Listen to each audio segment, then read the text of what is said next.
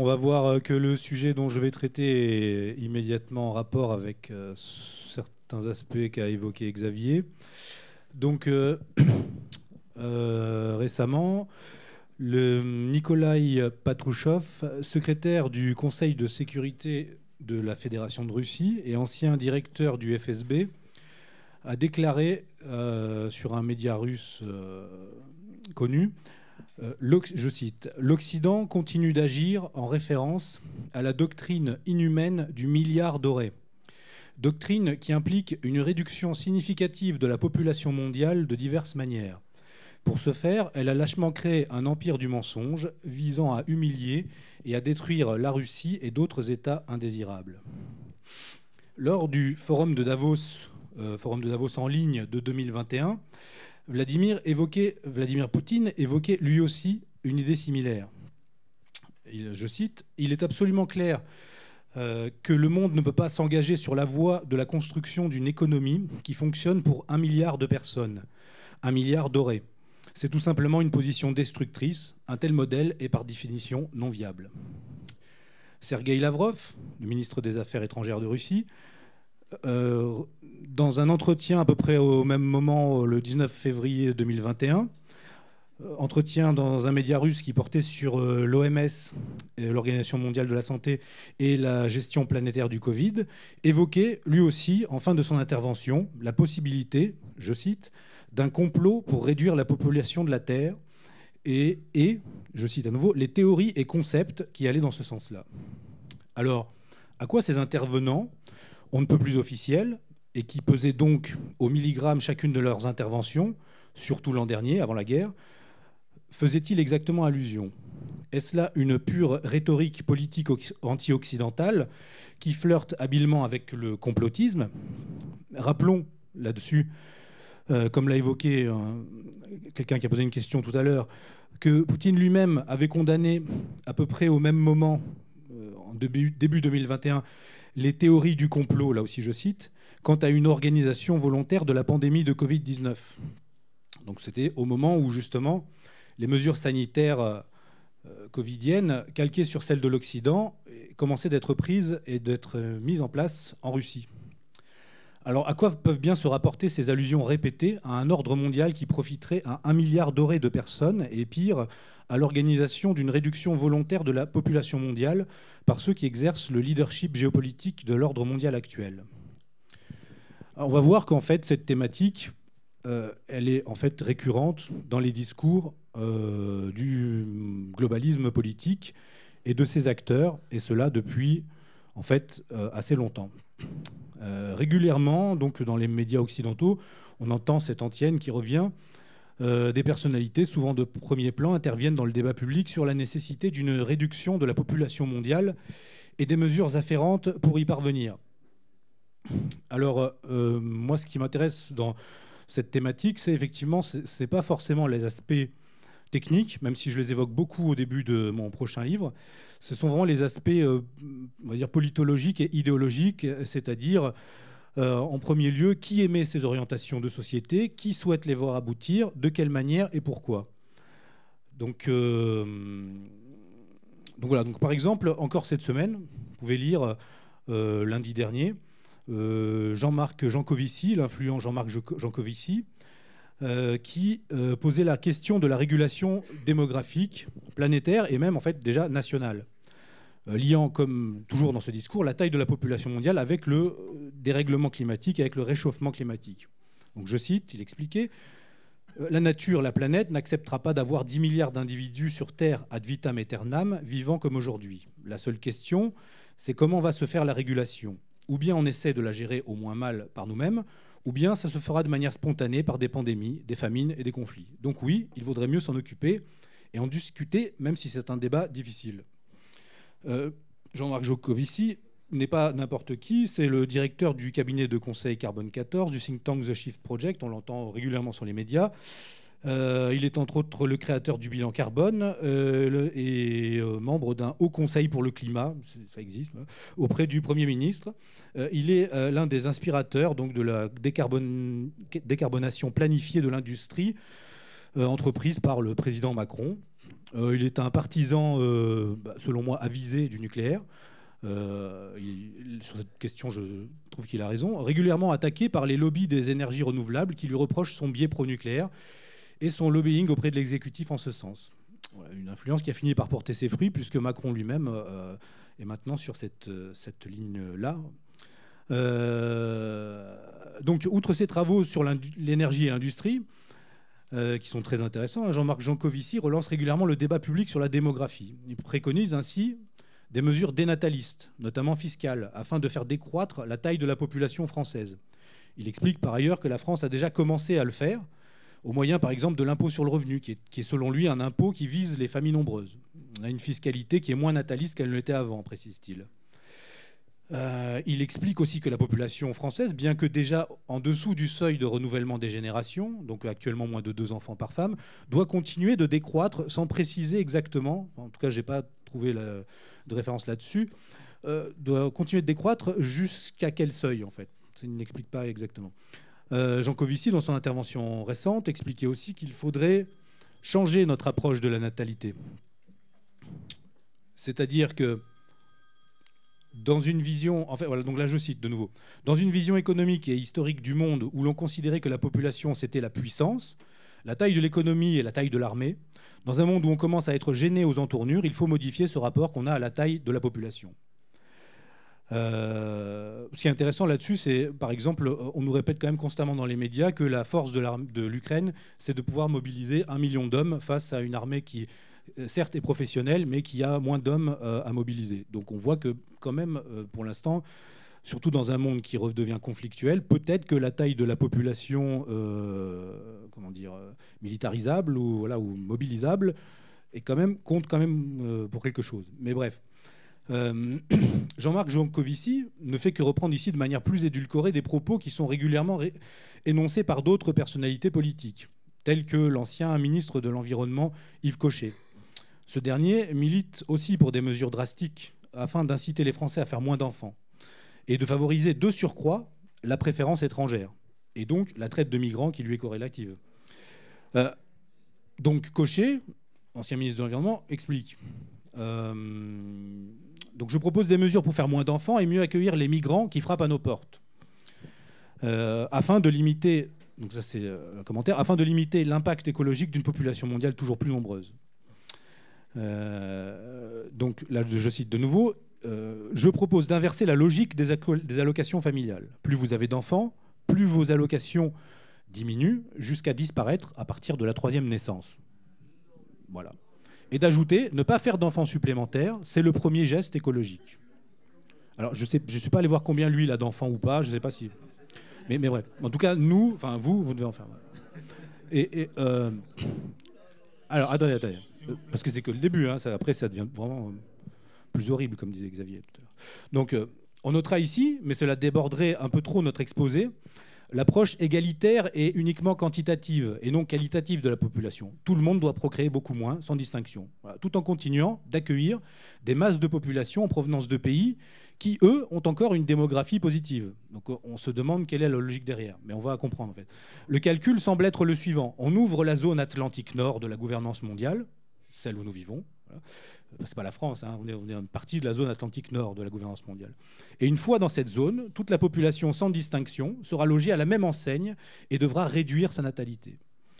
Une bonne illustration de cette dynamique nous a été donnée récemment par le conflit permanent entre l'agence de contrôle de l'immigration Frontex et son ancien directeur et les ONG immigrationnistes financés par les riches oligarques globalistes, qui ont fini par obtenir sa démission à force de pression. Donc on voit que la zone Europe, cette zone OTAN en fait, hein, qui d'un côté favorise ce que nous a expliqué Xavier Moreau, les ukro-nazis face à l'adversaire russe, favorise aussi donc l'immigration au sud. Donc quelle est la logique? Donc on nous vante une puissance européenne, mais en fait quel va être le contenu, la substance de cette finalement de cette coquille Union européenne-OTAN.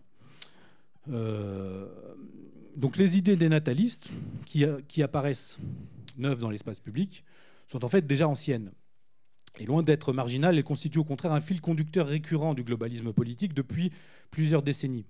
Et on va voir en fait ce qui est intéressant de comprendre dans cette thématique qui est fondamentale, parce que la démographie politique, c'est un sujet, on va dire, axial du politique. Enfin, le politique, c'est gérer une population sur un territoire. Donc la démographie, c'est central. Et en fait, toutes ces questions-là, qui sont légitimes, sont, comme les questions écologistes, instrumentalisées par finalement les mêmes qui posent les problèmes. Et donc on voit que la réponse qui est amenée immédiatement, c'est une réponse de type globaliste, voilà, et de type, on va dire, planificatrice. On fait venir finalement des esclaves, en fait, on les amène ici, et on crée une population, une mélasse de population qui, elle, va être ensuite réduite et contrôlée, et dont la reproduction, en fait, va être contrôlée et maîtrisée selon les besoins du capitalisme. Donc ce sont des gens de gauche, à chaque fois, qui promeuvent ces choses-là, donc c'est très bien. Donc déjà, en 1971, à l'époque, on va dire, de la sortie du livre de Paul Ehrlich, dont on va parler maintenant, qui s'appelait la bombe P, la bombe population.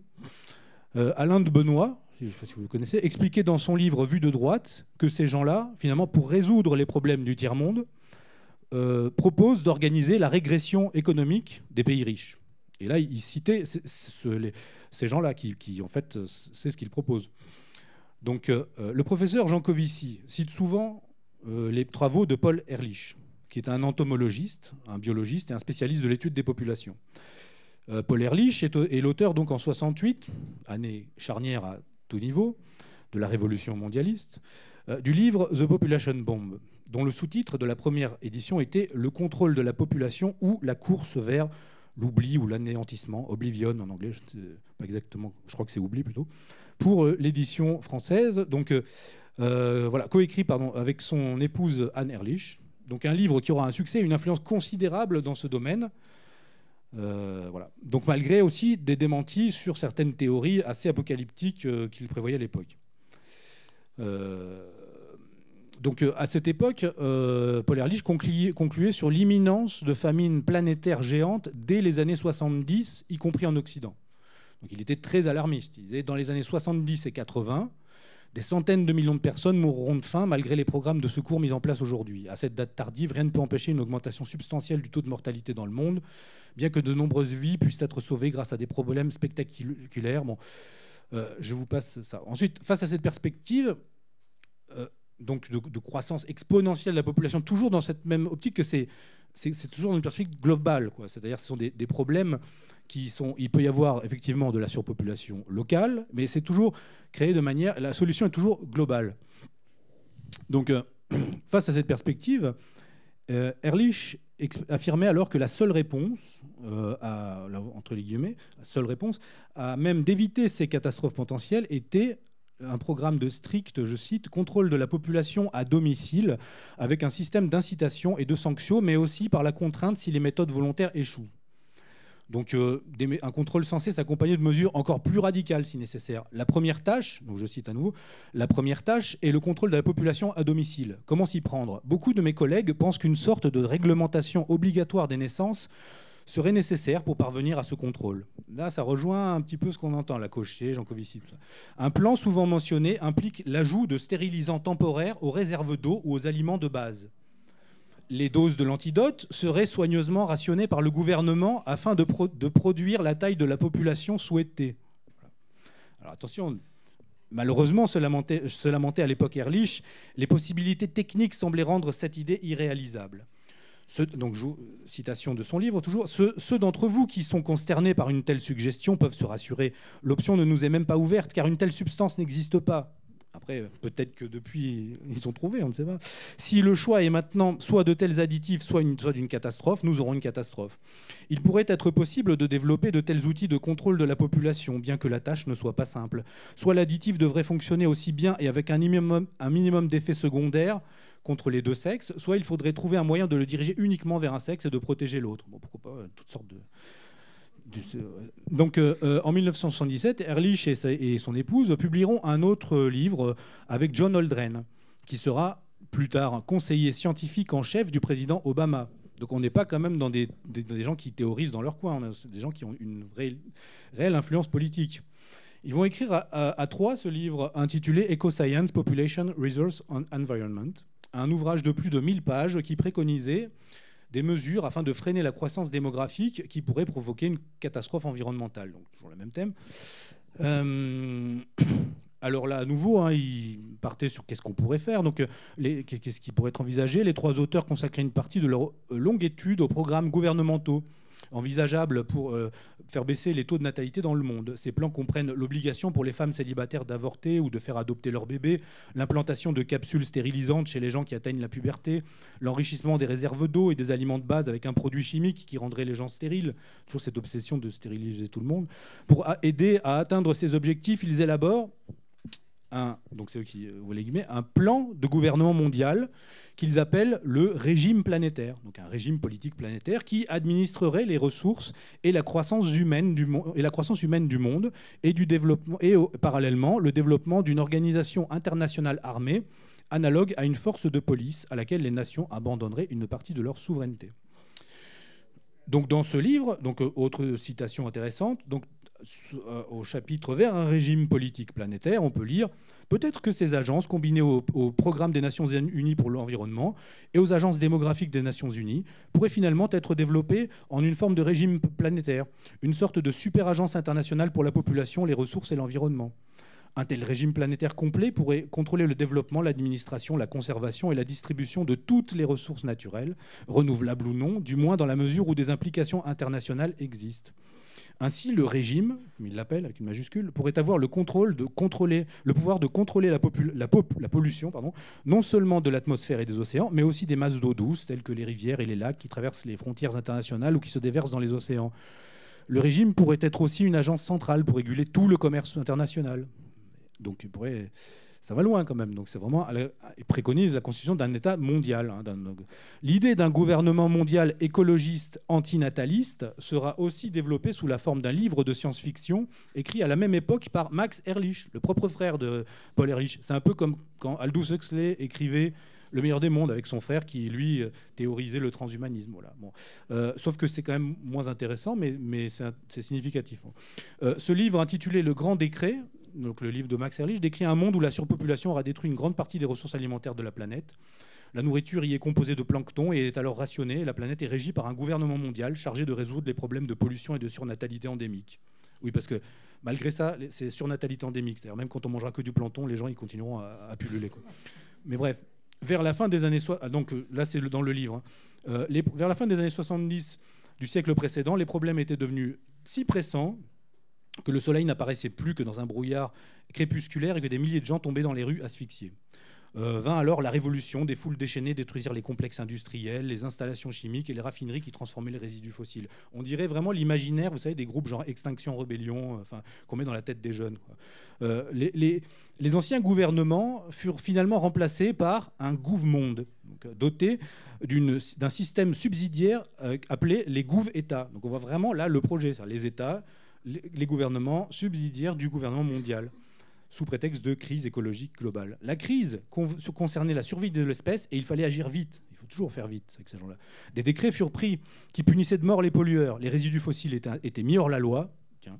Un programme massif fut institué pour développer l'énergie nucléaire internationale. Voilà, on croirait vraiment que c'est du Jean Covici, mais voilà, mais en version science-fiction. L'environnement parvint à être purifié et à redevenir vivable. Voilà. Bon, avec...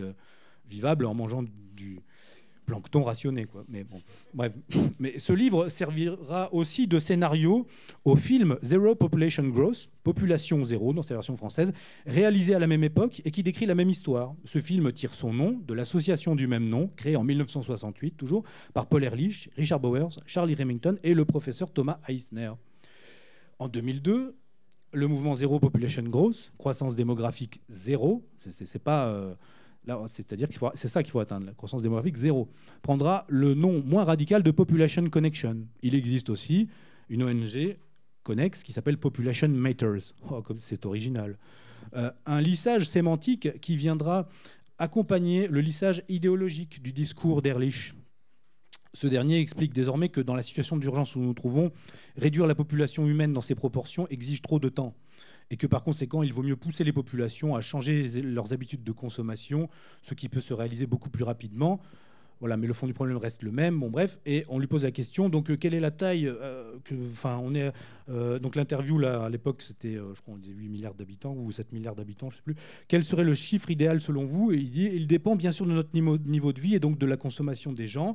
Avec celui que nous connaissons dans les pays développés, le chiffre adéquat serait d'1,5 milliard environ. C'est toujours, et ce chiffre revient régulièrement. 1,5 milliard donc de population mondiale, hein, avec un autre, voilà, donc il dit nous craignons autrefois la multiplication des pauvres, le problème aujourd'hui est la multiplication des riches. Donc toujours le même discours depuis les années 70, comme le pointait à l'époque Alain de Benoît, c'est-à-dire c'est les pays développés doivent se mettre au niveau des pays du tiers-monde. Alors est-ce que ces gens-là par contre comptent aussi se mettre au niveau des pays du tiers-monde? Ça, il faudra leur demander. Alors évidemment, donc ce discours, et là bon, j'ai tout un livre, hein, là-dessus, donc c'est aussi celui de Bill Gates. On connaît cette sortie qu'il avait fait médiatique où il expliquait que la planification sanitaire, les vaccins pouvaient servir justement à réduire la natalité ou la démographie. On connaît, voilà, beaucoup de citations. On connaît, je cite des gens comme Ted Turner, patron de CNN, comment dire, lobbyiste influent, qui lui expliquait carrément que, en fait, pour lui, l'état parfait de la démographie, c'était l'époque, comment dire, avant la découverte de l'agriculture, à l'époque où il y avait peut-être 400 000 personnes, 500 000 personnes sur Terre. Et il dit, bon, maintenant que justement Ehrlich l'aurait convaincu qu'en fait c'est pas réalisable, et donc lui dit effectivement 1 milliard ou 2 milliards de personnes, ça permettrait d'avoir un standard occidental partout sur Terre et de pouvoir finalement fonctionner comme ça. Voilà. Donc tous ces gens, bon, ne vous disent pas, hein, sauf peut-être des fois justement quand on lit entre les lignes, comme par exemple cette interview de Bill Gates où il lit les vaccins à la décroissance démographique, ils ne vous disent pas comment ils comptent arriver, je veux dire, au niveau actuel de population à 1 milliard, 1,5 milliard, 2 milliards peut-être. Donc ça peut paraître extrême, tous ces discours, même ces discours des années 70, mais ce n'est pas tenu justement, encore une fois, par des gens qui sont à la marge, mais par des gens qui sont au centre du système.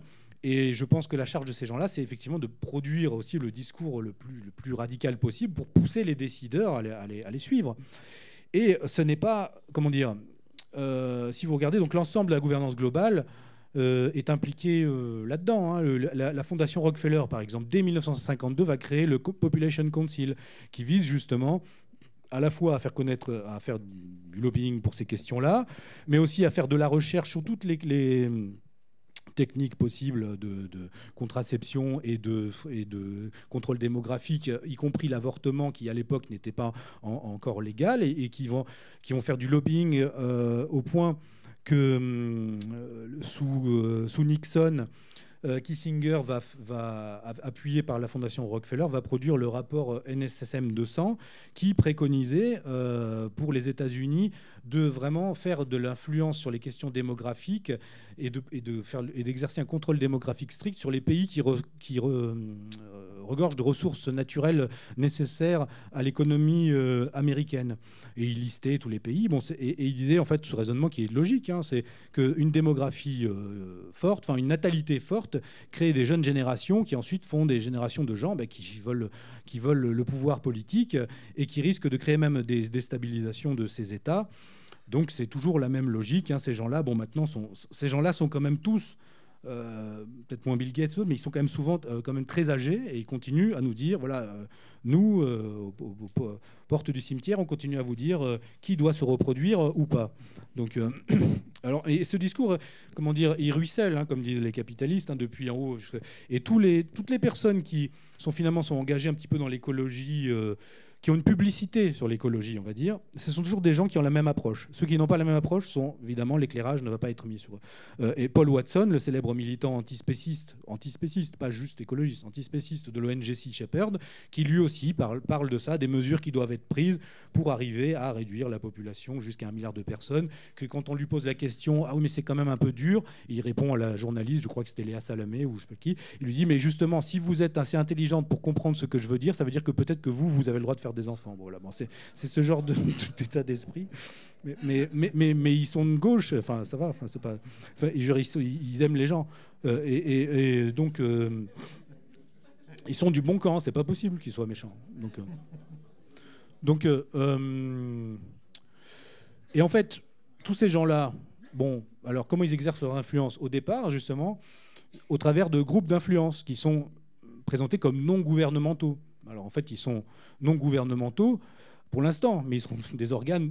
Pour moi, ce sont des espèces d'organes en gestation du prochain gouvernement mondial, justement, de ce régime planétaire qu'appellent de leurs vœux tous ces gens-là depuis des décennies. Le type d'organes qui font de l'influence à haut niveau, bon, c'est par exemple le Forum économique mondial de Klaus Schwab. Mais il y en a beaucoup d'autres. Alors, si aujourd'hui le Forum économique mondial est l'un des organes les plus influents de la gouvernance mondiale, un autre organisme du même type, le State of the World Forum, intéressait directement la question de la dépopulation et de la gouvernance biopolitique. Alors, aujourd'hui, en veille est remplacé par d'autres organismes du même type. Le State of the World Forum avait pour vocation d'organiser tous les ans un forum annuel sur l'état du monde. Ce fut fait jusqu'en 2010. Donc, et c'était très médiatisé, hein, notamment aux États-Unis. En France, je ne sais pas trop si on en parlait, évidemment. Mais, donc le State of the World Forum était organisé par la fondation Gorbatchev. Ah tiens, ça commence à rejoindre notre sujet là aussi. Et co-dirigé par des personnalités influentes comme le magnat Ted Turner, dont on a déjà parlé, ou encore Elie Wiesel. Le premier State of the World Forum se tenait à San Francisco en septembre 1995 et s'y retrouvaient près de 500 personnalités, chefs d'État, dirigeants politiques, chefs spirituels, parce qu'ils essayent beaucoup de pénétrer justement tout ce qui sont les organisations spirituelles traditionnelles pour leur faire avoir leur discours, des scientifiques, des intellectuels, chefs d'entreprise, artistes, etc., de 50 nations. C'est au cours de la première édition du State of the World Forum que Zbigniew Brzezinski, dont a parlé Xavier tout à l'heure, a employé une formule restée célèbre, celle du Tititainment. Donc Zbigniew Brzezinski, à nouveau, on présente un petit peu, entre autres cofondateur de la commission trilatérale avec David Rockefeller, une autre personnalité très active de son vivant sur les questions de planification démographique, et ex-conseiller, donc Brzezinski, ex-conseiller du président des États-Unis Jimmy Carter, et dont le fils actuel de Brzezinski, Mark Brzezinski, est ambassadeur des États-Unis en Pologne, ce qui explique peut-être aussi un peu l'hystérie dont nous parlait polonaise actuelle sur ces questions. Donc Brzezinski, Zbigniew, le père, aujourd'hui décédé, proposait ici une reformulation contemporaine du fameux panem and circenses antique, du pain et des jeux, qui visait à tenir dociles les populations du nouvel ordre mondial en construction après la fin de la guerre froide, puisque là on est en 1995 quand il fait ce discours. C'est à peu près à la même époque où il écrit son livre Le Grand Échiquier, où il parle justement, on va y revenir, de la guerre en Eurasie, à l'échelle eurasiatique. Donc Tititainment, selon Brzezinski, c'était une combinaison des mots entertainment et tits, le mot d'argot américain qui signifie les seins. Brzezinski pense moins au sexe, en l'occurrence, qu'au lait qui coule de la poitrine d'une mère qui allaite. Un cocktail de divertissement abrutissant et d'alimentation suffisante permettrait, selon lui, de maintenir de bonne humeur la population frustrée et donc surnuméraire de la planète. Mais c'est aussi lors de la première édition du State of the World Forum que l'ensemble de ses participants auraient formulé ouvertement l'idée que la majeure partie de la population mondiale n'est plus nécessaire au fonctionnement général d'une société globalisée avancée. Une idée, là encore, récurrente de l'idéologie mondialiste. Donc là, je cite un livre de l'époque, dont je donne la référence dans mon livre. Les dirigeants réunis à San Francisco sont parvenus à la conclusion que la mise en place d'une société 20-80 était inéluctable, à savoir une société dans laquelle le travail de 20% de la population mondiale sera suffisant pour soutenir la totalité de l'appareil économique de la planète. La population restante, 80% donc, s'avérera superflue et ne disposant pas de travail ni d'aucune forme d'occupation nourrira une frustration constante. Les 500 hommes politiques, leaders économiques et scientifiques de premier plan réunis, parmi lesquels Gorbatchev, George Bush père, Margaret Thatcher à l'époque, Václav Havel, Bill Gates, Ted Turner, ces 500 hommes politiques sont arrivés à la conclusion que dans le siècle à venir, 2/10 de la population active mondiale suffirait à maintenir l'activité de l'économie de la planète. Le problème se poserait alors sur la manière de gouverner 80% de la population restante, superflue dans la logique libérale, 80% ne disposant pas de travail ni d'occasion d'aucun type, ce qui nourrira une frustration constante. C'est la 4e révolution industrielle dont parle Klaus Schwab en permanence. Cette transformation technoscientifique globale qui doit toucher tous les aspects de notre existence, et y compris les aspects physiques, comme dit Schwab. Alors bon, Ont-ils trouvé entre-temps le moyen de commencer à réduire ce stock de 80%? J'en parle un peu dans le livre, je vous laisse conclure, à votre avis. Mais donc, ce qui est intéressant, c'est voir qui est Brzezinski. Alors, donc, Brzezinski, comme on a un peu présenté son CV, il a parlé de son rôle, donc, comme je vous disais, c'est celui qui a aussi théorisé donc, le Grand Échiquier. Le Grand Échiquier, c'est son livre qu'il a écrit en 97, justement. Comment dire, le Grand Échiquier, pour Brzezinski, c'est l'Eurasie. Là aussi, il faut se projeter à l'échelle des mondialistes. Les mondialistes pensent le monde à l'échelle globale, et donc en fait voient l'affrontement entre des grands ensembles de continents. C'est très ancien. Depuis toujours, en fait, les Britanniques, ensuite les Américains, en fait, tout ce monde qui est en quelque sorte périphérique à l'Eurasie, toutes ces puissances thalassocratiques, comme les appelait Carl Schmitt, ont une vision où, en fait, leur but, c'est de contrôler, comme disait Xavier Moreau, les détroits, les mers, tous les passages, en fait, l'eau, en fait, l'océan global, si on veut, face à une masse continentale terrestre centrale qui est l'Eurasie.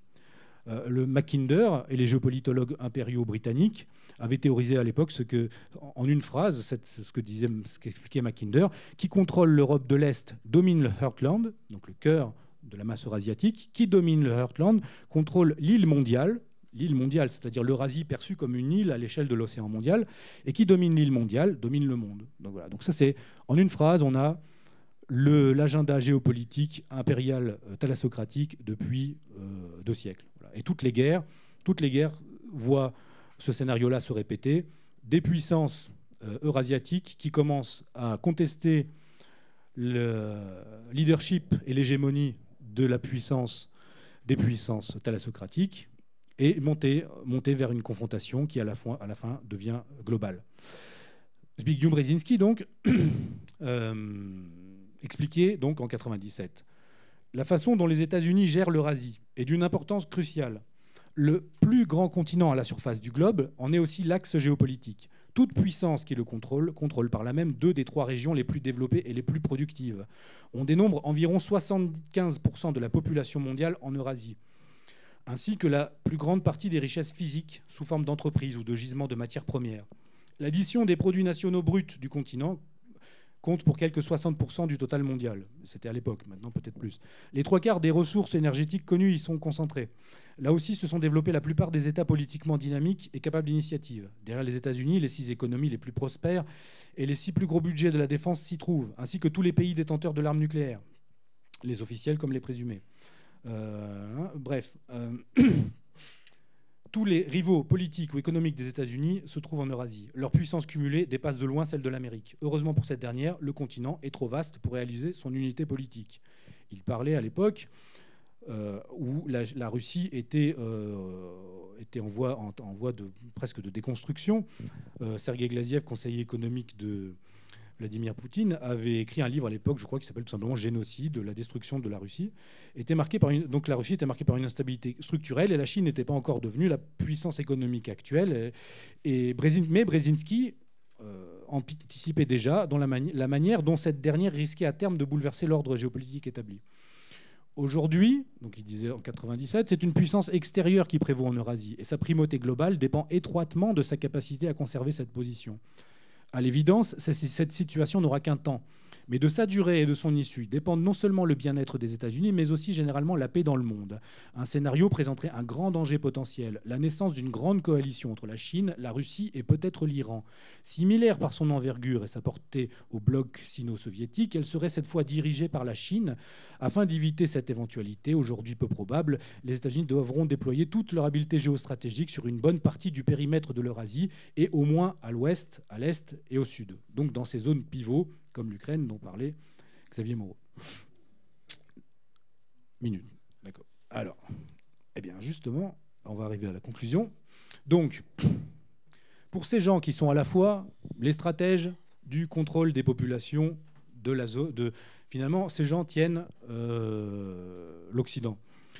Ils ont transformé l'Occident selon leur projet, au terme d'un processus long, en fait, sur le long terme, de guerre mondiale. Finalement, les guerres mondiales étaient des guerres interne à l'Occident, étendue au monde entier, qui visait à déterminer qui allait être la puissance, qui allait avoir le leadership sur l'Occident. Comment dire, les puissances thalassocratiques ont obtenu ce leadership. Maintenant, il est contesté non plus comme à l'époque de Napoléon par la France, puis au XXe siècle par l'Allemagne, mais désormais par la Chine et la Russie. Donc ces gens qui sont à la fois les stratèges du contrôle de la population dans la zone qu'ils contrôlent déjà, sont aussi les stratèges géopolitiques du contrôle du reste du monde. Il y a ce que j'appellerais un arc de crise du mondialisme, qui serait la jonction de finalement des mécontents dans la zone qu'ils maîtrisent déjà, la jonction des déplorables, comme les appelait Hillary Clinton, ou des indésirables même, comme les appelait la première directrice du planning familial. Les indésirables, donc si c'est cette masse de gens, ces gilets jaunes, ces gens qui finalement, c'est 80% qui doivent, au bout d'un moment, arrêter de croître, arrêter de faire des enfants, se faire vacciner, trier leurs déchets, faire tout ce qu'on leur dit, etc. Si ces gens-là, la jonction de la colère, du soulèvement de ces gens-là, plus la jonction on va dire, une alliance anti-hégémonique géopolitique à l'extérieur, crée des perturbations systémiques qui sont en fait inédites dans l'histoire contemporaine du mondialisme politique. D'où la séquence actuelle qui est finalement, depuis le Covid, la rentrée progressive dans la nouvelle guerre mondiale, en fait, qui est déjà là, mais par des formes autres. Donc, il est nécessaire pour les contestataires, on va dire, ou les gens réfractaires à ce qui se passe en Occident, de faire le bon diagnostic géopolitique aussi, pour finalement pointer l'ennemi prioritaire et ne pas se faire attraper, parce que plus on va arriver dans des périodes de perturbation historique et sociale, plus on aura des personnes, des personnalités, des agents, des groupes de gens qui vont commencer à émerger, qui nous pointeront toutes sortes d'ennemis et qui ne seront pas l'ennemi prioritaire. Il n'y a qu'un ennemi pour l'instant, c'est le globalisme politique.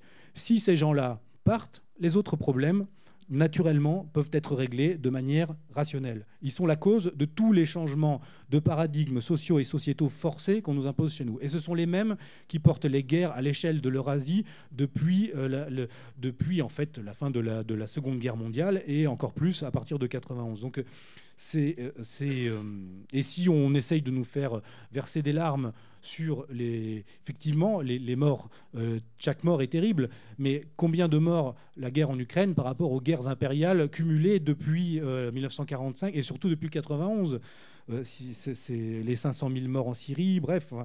Mais donc voilà. Donc nécessité de ce bon diagnostic géopolitique. Et puis là, peut-être, ça peut introduire l'exposé de Youssef, il faut comprendre la racine profonde de la vision de ces gens-là, qui est à la fois millénariste, j'en avais parlé dans mon premier livre, mais qui est aussi ce transhumanisme. Le terme transhumanisme, qui est beaucoup utilisé, le premier qui va vraiment l'employer de manière significative, c'est Julian Sorel Huxley, le frère d'Aldous Huxley, qui fut aussi, comme par hasard, le premier directeur de l'UNESCO. C'est quand même pas rien, là aussi, c'est pas un écrivain dans son coin. Donc, et lui disait, après la Seconde Guerre mondiale, dans les années 50, en fait, lui était un eugéniste et un darwinien convaincu, mais de la tendance, on va dire, planificatrice, socialiste, de gauche, en quelque sorte. Comme il y a eu des eugénistes nationaux-socialistes, des eugénistes qu'on pourrait dire, oui, nationalistes, en quelque sorte, toute cette intelligentsia, cette oligarchie de l'eugénisme de gauche a dû reconvertir son discours et a dû passer d'un discours eugéniste à trouver de nouvelles formules, en fait. Et justement, Julian Huxley sera celui qui forgera le terme de transhumanisme. Et utilisant ce terme, il dira, voilà, maintenant, si on se dit transhumaniste, en fait, en gros, on peut continuer ce même combat, mais sous une forme différente et débarrasser finalement de tout le poids du passé accolé à l'eugénisme de par la Seconde Guerre mondiale. Donc, si on regarde leur idéologie de ces gens-là, on retrouve toujours des marqueurs. Darwinisme, eugénisme, cybernétique, transhumanisme. Et au final, si on regarde aussi la biographie de ces gens-là, on tombe régulièrement sur l'appartenance à ce qu'on pourrait appeler des sectes, mais qui en fait furent très influentes, comme la théosophie par exemple.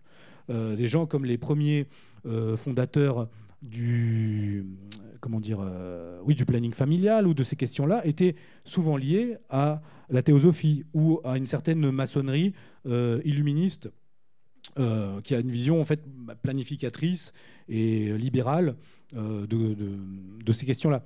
Et à l'heure actuelle, on peut voir aussi une fracture, c'est ça intéressant à observer.